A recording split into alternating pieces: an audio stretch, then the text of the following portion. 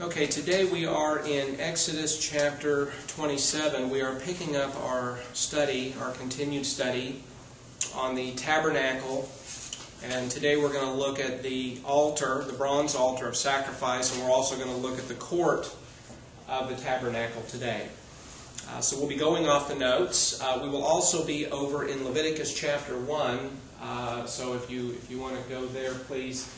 But I want to show a few things. Would you mind catching the slides for me, please?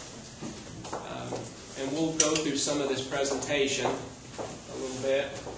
And I want to show a few pictures before we get into the notes. And again, this looking at the pictures will help us to make sense of the context as we read through the biblical passages. I found some of these pictures that were helpful. We often hear about the bronze altar. And the altar that was used at the tabernacle was smaller than the one that was used at Solomon's court, which was substantially larger. We'll look at those dimensions as we get a little further in our study. But this one here was a little bit smaller, and I think necessarily so that it could be used for transport. You'll often hear about the horns of the altar, as you'll read throughout certain biblical passages. And of course, this is an artist's rendition of what these corners would have looked like, and these would be what were commonly understood as the horns of the altar. Blood was applied to this. Later on, people could come and lay hold of the horns of the altar. There were pegs on the altar that were used for carrying the altar, because again, remember that this was a portable unit. The tabernacle was used for worship, but it was a portable unit. It had to be transported around during the 40 years of the wilderness wanderings. And then there's a screen that was used, and it came about halfway up the center here. If you'll notice, it's a screen right here. You can hardly see it. We'll look at it in the next one. And of course, this I found actually on the internet. The person who put this up, I think appropriately, says the priest approached the tabernacle by way of the brazen altar, where he offered the sacrifice for sin. One of the things we're going to look at in Leviticus 1 is that the offerer who brought the sacrifice also would put the animal to death. And again, there was a certain shock value to this. It's one of the things we've talked about before, that if you were not, to some degree, shocked by the death and the blood and the sacrifice of this animal, then you missed it. You really didn't understand the value of the whole sacrificial system, because it was designed to teach you that God is holy, and that if you were going to approach Him, you were going to approach Him with sacrifice. But this animal was designed to die in your place. It was very much designed to teach the idea of substitution and penalty, that this animal was going to bear the penalty that rightfully belonged to you, that the animal was going to die in your place. And so he puts up here Leviticus 17:11, which says, "For the life of the flesh is in the blood, and I have given it to you upon the altar to make atonement for your souls. For it is the blood that maketh an atonement for your souls." And then he mentions that Jesus Christ became our perfect sacrifice, and then quotes John 1:29, in which John the Baptist saw Christ coming, and he turns around and he says, "Behold the Lamb of God who takes away the sin of the world." And of course, when everybody turned around, they would not have seen a lamb, they would have seen the person of Jesus Christ, the God-man, the theanthropic person. And of course, all of the Old Testament sacrifices were simply symbols. They simply pointed to the reality of the person and the work of Jesus Christ. And these sacrifices went on for nearly 1,400 years until the reality came, and this was the person of Christ. Here's another artist's rendition of the bronze altar. Again, you notice the horns here on the altar. Sometimes there's a passage that alludes to the possibility that animals were tied here. Again, you notice the screen that was about halfway up the center of the altar, the poles that were used for carrying. The fire would be underneath. They would place the animal parts on the top of the screen here, which were burned. Here's another artist's rendition. Again, notice the horns here, some of the instruments that were used, the basin. Again, the poles for carrying. There was a platform, most likely, that would have gone up so that the priest could come up and attend to the sacrifice that was burning inside of the bronze altar. And over here they show the tabernacle. Again, here's an artist's rendition, some of the instruments. And don't you know that this would have been pretty messy? I mean, they show these priests here wearing these white garments, which is correct. But, you know, they're dealing with burning ashes and coals. Anybody ever barbecued and not gotten their clothes dirty? I mean, I don't know anybody that has. But these guys dealt with this day after day after day. And one can imagine blood on their clothes, coals, ashes. And, you know, here they show the ground red from the blood that would have been poured around the base of the altar. So again, you know, the artist tried to capture some of the imagery. I don't think their garments would have been quite that clean. I think that they would have been probably more dirty, which would have been more real to life. Here they show the priest as the one committing the sacrifice. But again, when we get to Leviticus 1, what we're going to look at is that the offerer himself would have been the one offering and putting the animal to death. And that's what we're going to look at when we get to Leviticus 1, is we're going to see that the offerer himself was the one who put the animal to death. Again, here's a picture of the tabernacle with the courtyard. Notice here they show the altar here, the bronze laver, which the priest would have used to wash his hands and his feet before going into the tabernacle. And by the way, this courtyard here is what was used when the people came to offer sacrifice. Only the priests and the high priests were allowed inside of the tabernacle. Only they were allowed inside of the tabernacle. But the average Israelite, and this would have been at the center of the camp. The 12 camps of Israel would have camped around the tabernacle. This would have been at the very center of all of their camps. And so when they had come for daily sacrifice, they would have come through this gate right here, and they would have entered into the courtyard. They would have entered into the courtyard, and they would have brought the sacrifice with them. Now, when they come into the courtyard, what's the very first thing they see? The bronze altar. And so as they're approaching God, as they're approaching the tabernacle, as they're approaching the holiness of God, the first thing that they would have seen was the bronze altar, which would say sacrifice. That if you are going to approach a holy God, you must come with sacrifice.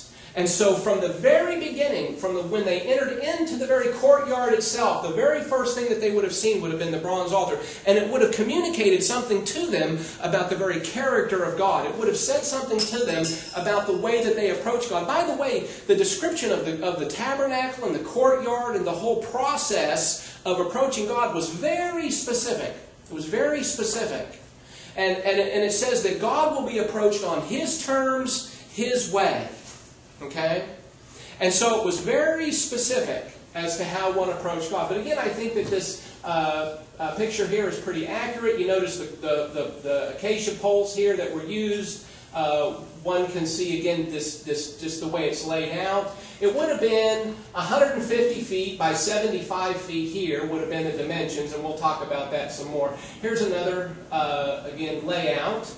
And this would have been the entrance here. And again, coming in, and notice they got the priests over here, and then they have the high priest over here wearing his robe. But again, when they come in, the very first thing they would have seen would have been the bronze altar. And then the laver here, the bronze laver, and then the tabernacle. So again, you know, they would have had this first image when they came into the tabernacle courtyard. By the way, when you read passages like in Psalm 100, where it talks about, where David says how we enter into His courts with praise. It's this idea of entering into His courts, into this courtyard here, is the imagery. And often we read through those passages many times, and we lose the historical, cultural context that the writer is writing from. And this is why it's so important that we understand the Scripture from the time and the culture within which it was written, because that language was very specific to them. It had meaning to them in that time and that culture. Again, here's another image, another layout. Again, one coming into the entrance here, coming in with the sacrifice. Here's the bronze altar, the brazen laver. Again, coming into the holy place, and then back here was the Holy of Holies. And so again, just get this imagery in your mind, because we're going to see this, and And we're going to go over this a few more times just so that you have this clearly in your head, okay, as we move on through this. And would you catch that light for me? Okay. Ooh, takes a moment to readjust there. Okay, now let's go ahead and get into the notes here, and we'll see now that we have this picture in our mind, let's go ahead and get in. And we'll look at Exodus 27, verses 1 through 8. And this is the description that the Lord gives to Moses regarding the material and the dimensions for the bronze altar. And the Lord tells Moses here, he says, "And you shall make the altar of acacia wood 5 cubits long and 5 cubits wide." So this would be 7.5 feet square. 7.5 feet square. He says, "The altar shall be square, and its height shall be 3 cubits. That is, it would be 4.5 feet high." So I'm 5'11", so it would come up to roughly probably about here to me. So again, that's pretty tall. So one can imagine the necessity for having a ramp to go up to this thing, because, let's say you're 5'2". Let's say you're a short priest. Well, 4.5 feet. I mean, you can barely, look over into this thing. So the necessity of having a ramp to come up that you can have access to the inside of the altar, one can understand. Verse 2, "You shall make its horns on its 4 corners. Its horns shall be of one piece with it, and you shall overlay it with bronze. You shall make its pails for removing its ashes, and its shovels, and its basins, and its forks, and its firepans. You shall make all its utensils of bronze." So these would have been the necessary tools for cleaning and maintaining the bronze altar. And again, this would have been work done by the priests on a daily basis. Verse 4, "You shall make for it a grating of network of bronze, and on the net you shall make 4 bronze rings at its 4 corners." And this would be for carrying. "You shall put beneath it under the ledge of the altar, so that the net will reach halfway up the altar." So again, we talked about that net that went halfway up the inside of the altar. Verse 6, "You shall make poles for the altar, poles of acacia wood, and overlay them with bronze. Its poles shall be inserted into the ring, so that the poles shall be on the 2 sides of the altar when it is carried. You shall make it hollow with planks, as it was shown to you in the mountain, so they shall make it." Now again, this is the bronze altar that again the sacrificer would have approached when he came in. And I'm going to pass it here. And I know it's kind of hard to see, but when you come in, again, for somebody to come in, they would have come in and they would have come up to this bronze altar for a sacrifice. Now, we don't know if it was done on a table, if it was done at the base here, like this artist shows here. But go with me over to Leviticus chapter 1, because Leviticus gives us the how-to. It gives us the very process of the sacrifice. So if you were an Israelite and you were going to come with sacrifice, this gives us the specifics of what you would have done. Now again, imagine you're living in a tent, and you come to the center of the camp, and you come to this structure. You come to this tabernacle, and you come here, and you're going to enter through the gate, and you're going to come in, and the very first thing you see as you come in is this bronze altar, and there to greet you is a priest. And so you're going to come in. Well, this is the process that you would have followed. So follow with me, Leviticus chapter 1, verse 1. "Then the Lord called to Moses and spoke to him from the tent of meeting, saying, Speak to the sons of Israel, and say to them, When any man of you brings an offering to the Lord, you shall bring your offering of animals from the herd of the flock." So any man here, this is any man living in the camp of Israel that would have surrounded the tabernacle. Verse 3, "If his offering is a burnt offering from the herd, he shall offer it, a male without defect. He shall offer it at the doorway of the tent of the meeting." So here, he comes into the doorway. Again, I know it's kind of hard to see, but he comes in here, and he comes in, again, here is the bronze altar. So he comes in, and he's going to offer it. It says, "He shall offer it at the doorway of the tent of meeting, that he may be accepted before the Lord. And then it says in verse 4, it says, he shall lay his hand on the head of the burnt offering, that it may be accepted for him to make atonement on his behalf. Now this idea of laying hands on, this laying hand on, is this idea of identification. It's the idea of identification. That is, you were identifying with the animal, and in effect, the animal was about to die as your substitute. So it's this idea of identification.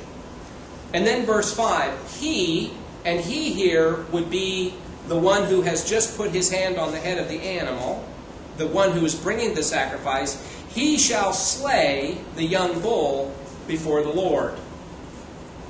And then Aaron's sons, the priests, shall offer up the blood and sprinkle the blood around the altar that is at the doorway of the tent of the meeting.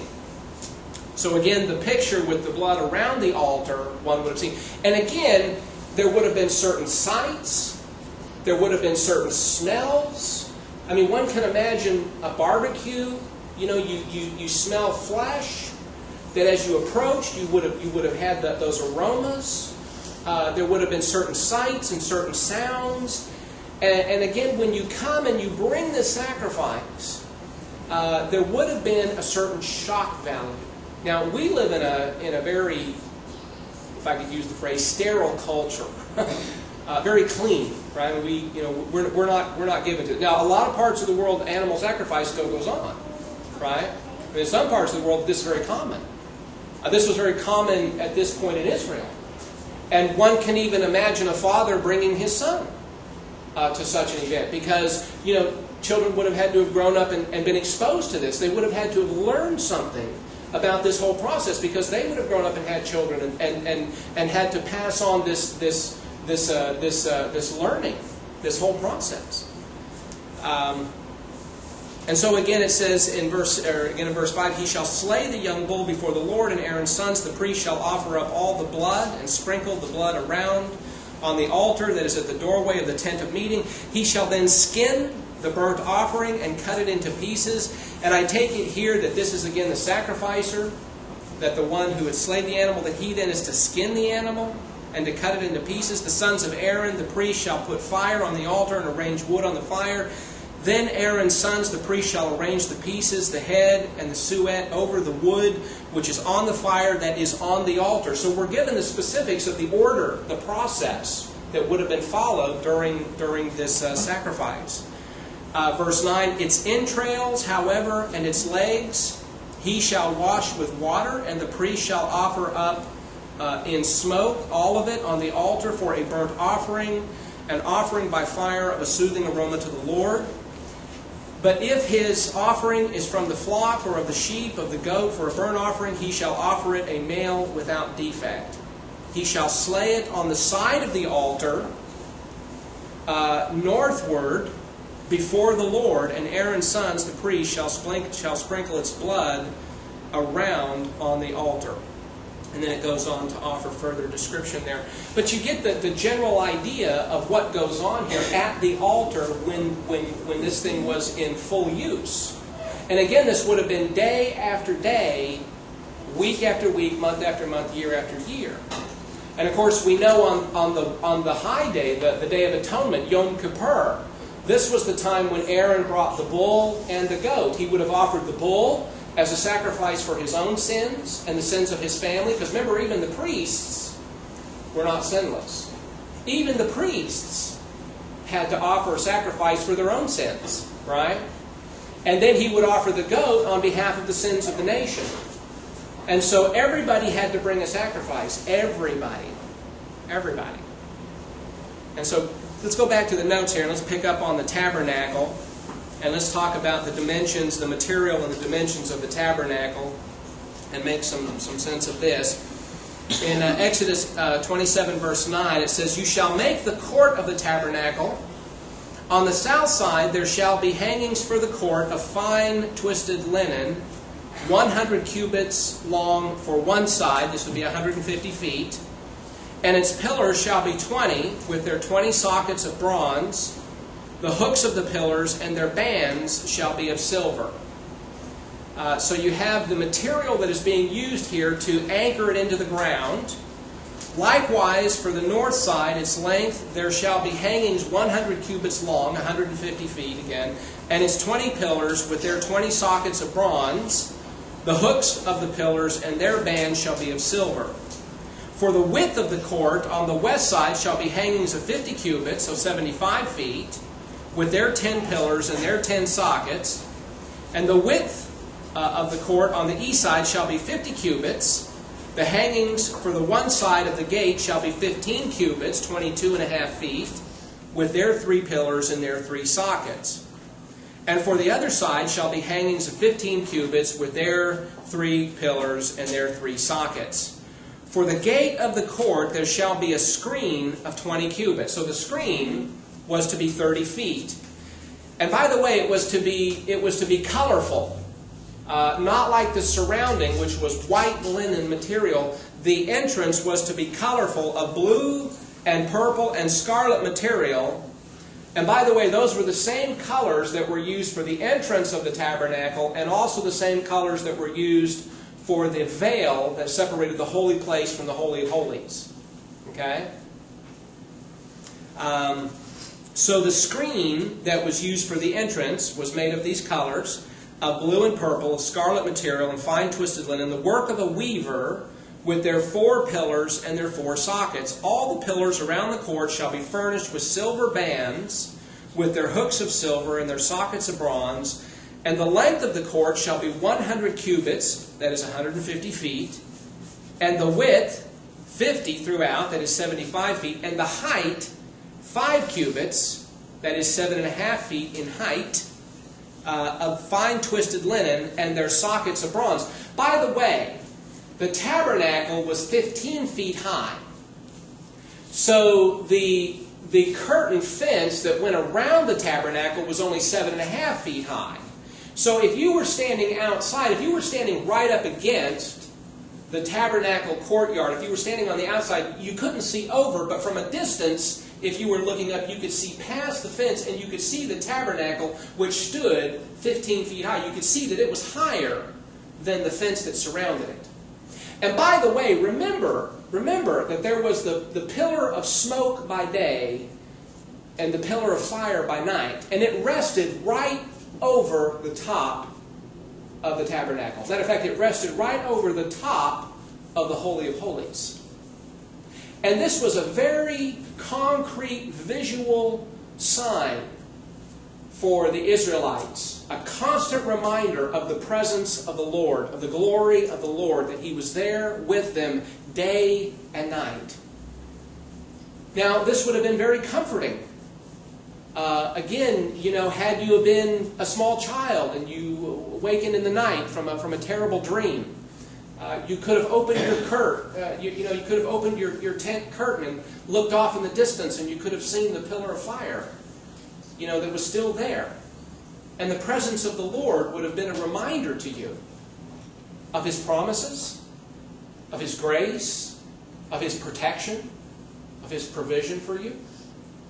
I mean, these things would have been very encouraging to anybody who saw this day after day, week after week, And so, again, they would have seen this on a regular basis. Which, again, just amazes me, the fact that there was so much unbelief. The fact that they had so many promises. And there was so much physical evidence of the miracles of God right there in front of them. And yet there was still so much unbelief, as we're going to see as we move on.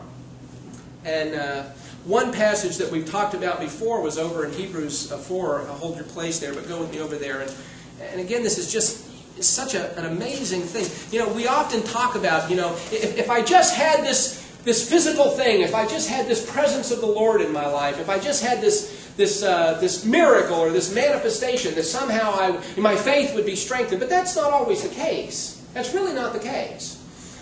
Because really at times in Scripture, when God's presence was manifested on a regular basis, it didn't always guarantee that people would respond with faith. As a matter of fact, you really had almost the opposite.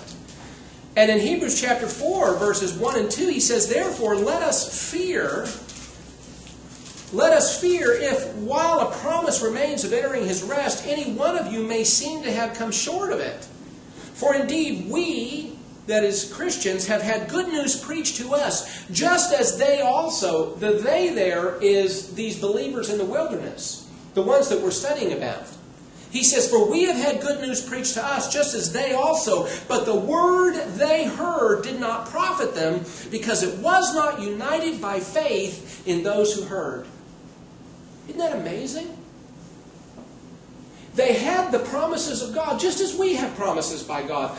But those promises did not benefit them at all because it was not united by faith, even though they had this concrete presentation of the Lord there on a regular basis. I think of the many people who saw Christ face to face, who heard his words, who saw his miracles, and yet did not believe, which was the majority of those who saw him.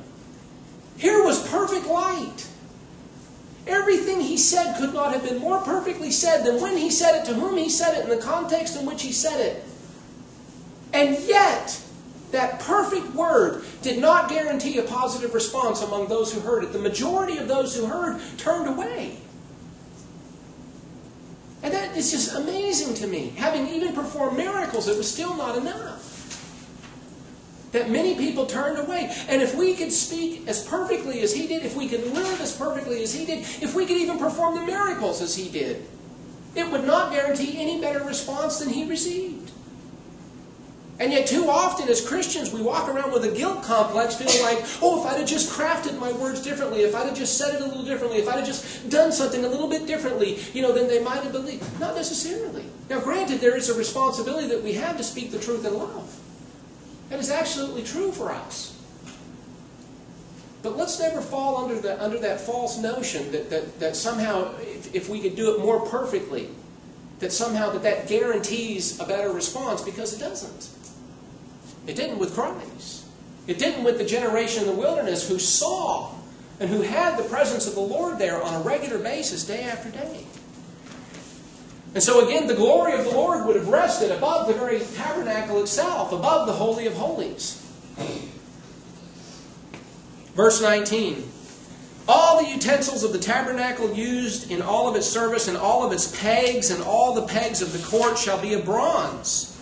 And you shall charge the sons of Israel, and here we have the reference to the oil. You shall charge the sons of Israel that they bring you clear oil of beaten olives for the light, to make a lamp burn continually. And in the tent of meeting outside the veil, which is before the testimony, Aaron and his sons shall keep it in order from evening to morning before the Lord. It shall be a perpetual statute throughout their generations for the sons of Israel. And here the Israelites were commanded to participate in the worship.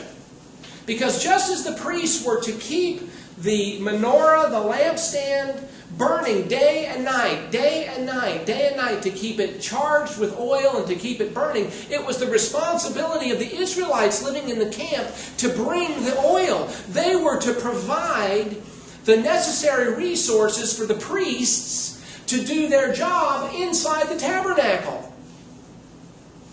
Listen, the relationship between the Israelites and the priests was to be very complementary.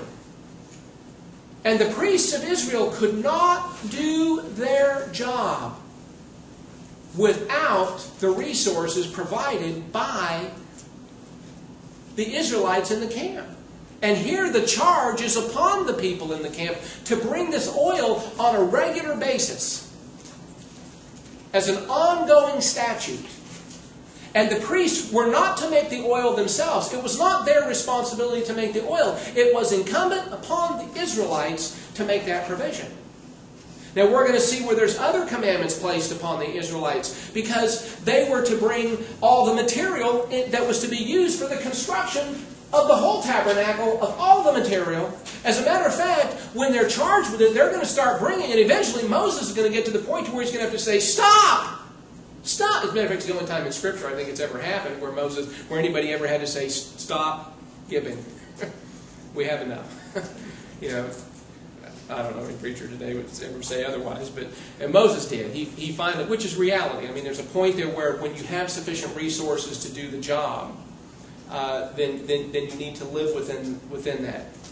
means. But here they are called to provide the resources so that the priests can do their job. And so the relationship between the Israelites and the priests is very complementary. And we'll talk about that here some more in a minute. So let's take up a summary of this chapter. It's a relatively short chapter and very straightforward. You know, some passages are just very simple to read through and very straightforward.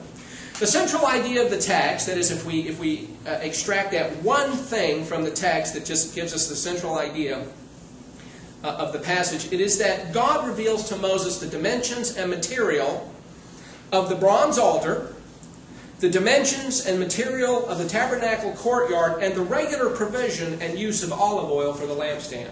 I mean, it's just very straightforward. That's what God is doing. He's giving Moses the dimensions and material necessary for the construction of the bronze altar. He's giving him the dimensions and material necessary for the construction of the tabernacle courtyard, and also for the regular provision of the olive oil necessary for the use of the lampstand inside of the tabernacle. Because remember, the tabernacle was a closed structure. It would have been very dark in there. And so the menorah, or the lampstand, would have been used to illumine the holy place. And this would have afforded the priests the light necessary to be able to do their job on a regular basis. Let's pick up point number 2. The bronze altar used in the tabernacle courtyard was 7.5 feet in length and width, and 4.5 feet high. Inside was a grating network halfway up and poles on the outside to carry it. And that was what we talked about earlier with some of the pictures we considered. Later, the temple altar, that is the one that was used in the temple, built by Solomon, was 20 cubits in length. That is, it was 30 feet, and 20 cubits in width, so 30 feet, and 10 cubits in height. That thing was a monster. You want to talk about a big altar. It was 30 feet by 30 feet by 15 feet in height. Now, the priest would have really required a ramp for that one, right? So that's a really large altar that would have been used at that time. Of course, that's hundreds of years later. The bronze altar, that is the one used in the tabernacle courtyard, the one we're looking at, the bronze altar included pails, shovels, basins, forks, and firepans to be used by the priests. Again, it probably would have been dusty, dirty work. The altar was used to burn the fat that covers the entrails and the lobe of the liver and the 2 kidneys and the fat that is on them. But the flesh of the bull and its hide and its refuse were burned outside of the camp, according to Exodus 29:14. The blood of the sacrificed animal was applied to the horns of the altar, and this would have been on 3 occasions. It would have been applied first by Moses. Go with me over to Leviticus chapter 8. Leviticus chapter 8. At the initial sanctification of the altar, when it was initially being set into use, Moses applied blood to the altar. And this would have been done for the first time by Moses himself. So in Leviticus 8:15, it says, next Moses slaughtered it. This would be the bull mentioned in verse 14. Next Moses slaughtered it and took the blood and with his finger put some of it around the horns of the altar and purified the altar. Then he poured out the rest of the blood at the base of the altar and consecrated it to make atonement for it. So he sanctifies it, as it were.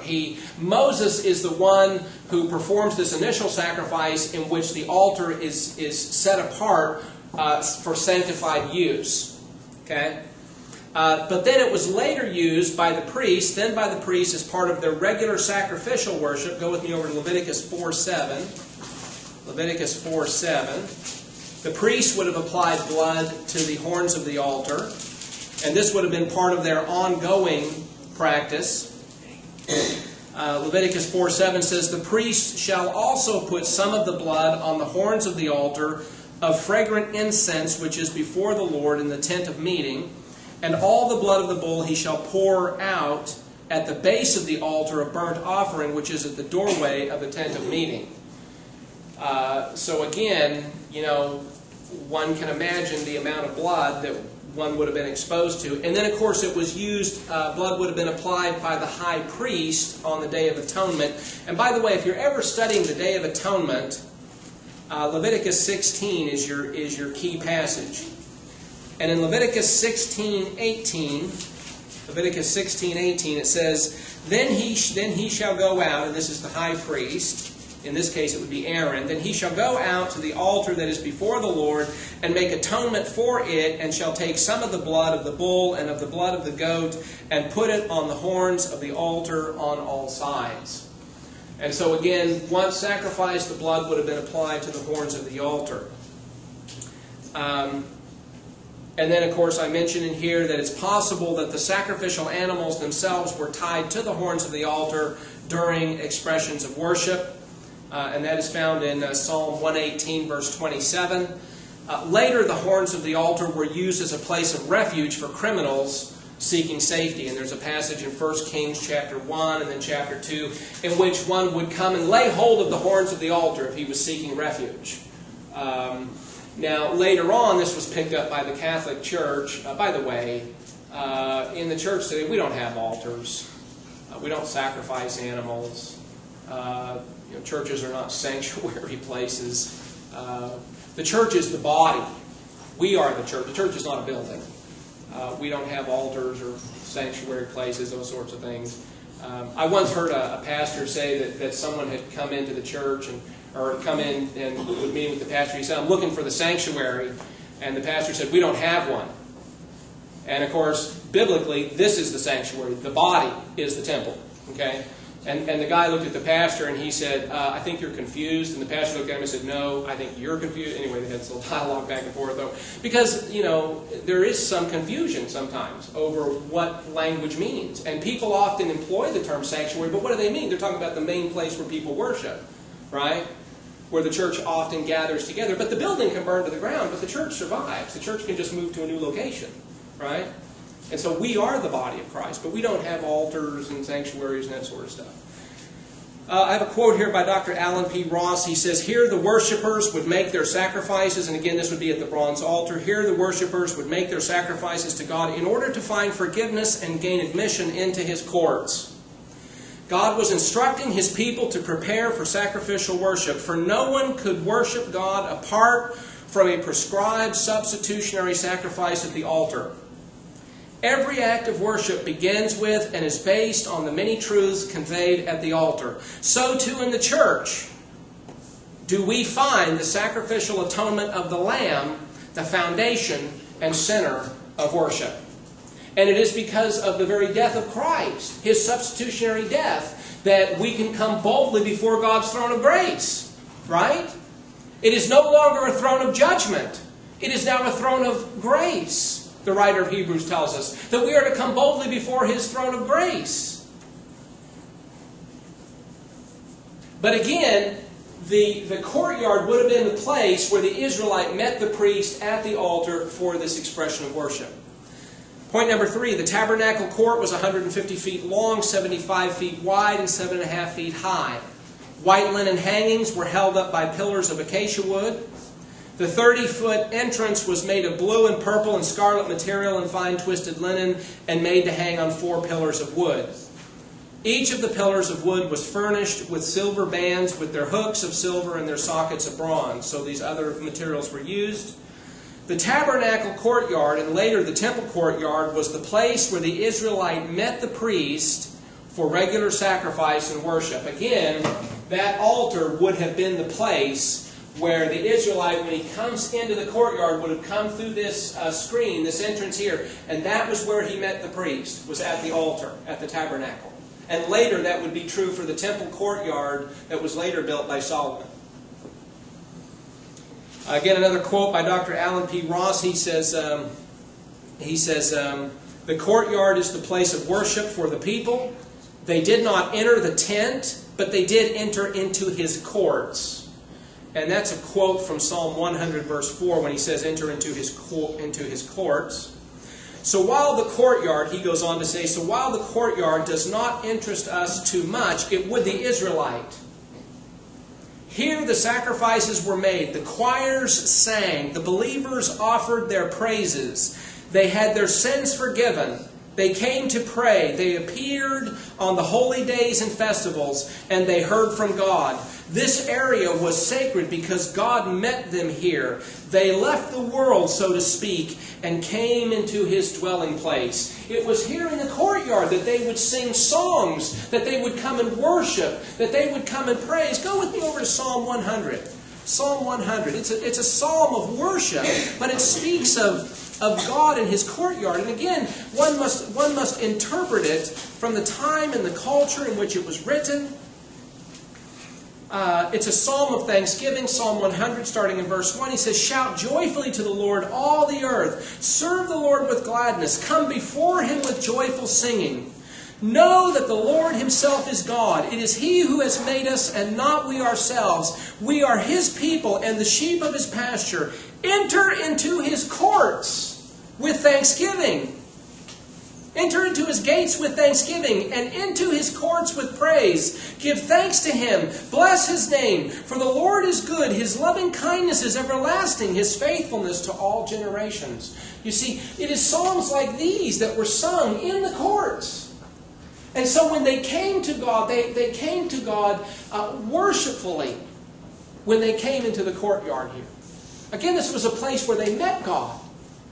And it was a place of thanksgiving and a place of worship and praise. And I think Dr. Ross absolutely captures it quite well. And then the last point here, number 4, is that the lampstand oil was brought by the Israelites to the priests and used to illumine the tabernacle for daily worship. Remember that. That the oil was used to illumine the tabernacle as part of their daily priestly function. Look, they couldn't perform their duties in the dark, okay? And inside the tabernacle would have been a very, very dark place because the whole thing was set up to exclude natural light. But there was the light of the lampstand with its 7 lamps across there, remember? And so they had to have this to be able to perform their daily duties. And so the lampstand oil was brought by the Israelites to the priests and used to illumine the tabernacle for daily worship. The priests were dependent on the people and could not perform their tabernacle functions without the regular provision of oil. This made their worship complementary. This made their worship complementary. And one can imagine every day, Israelites coming from outside the camp, entering into the courtyard, and the priests standing out there with their hands open, waiting to receive their jar of oil, so that they could take it inside the tabernacle and fill the lampstand and light it day and night, day and night. And the relationship between the two was very complementary, dependent upon each other. You see? Okay, so that closes out our section on Exodus chapter 27. Do we understand the passage a little bit better? Do we feel like we understand the bronze altar and the tabernacle courtyard a little bit better after the sermon than before? Remember, that's the $1 million question? Okay.